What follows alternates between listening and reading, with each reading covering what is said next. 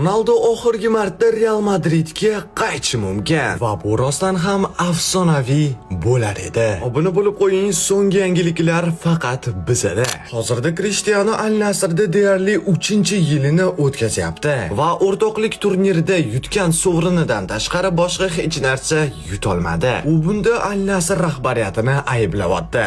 Al Nassr rahbariyati esa aynan Ronaldoni ayblayapti. Qisqacha yozda yakunlanadigan kontraktini jamoa hali uzaytirmadi va agarda yozgacha holat o'zgarmaydigan bo'lsa, portugaliyalik jamoasiz qolib ketishi mumkin. Va aynan shundan foydalanib, Chelsea, Manchester City va Real Madrid klublar o'rtasidagi bo'lib o'tadigan jahon chempionati uchun Ronaldoni o'z jamoalariga taklif qilishmoqchi. Albatta bu hozir faqatgina qiziqish, ammo vaziyat borgan sari jiddiylashib ketishi mumkin. Siz Ronaldoni o'rnida bo'lganingizda nima qilgan bo'lardingiz? Telefoningizga chiroyli futbol fonlarini yuklab olishni istaysizmi? Unda hoziroq bizni Telegram kanalimizga obuna bo'ling.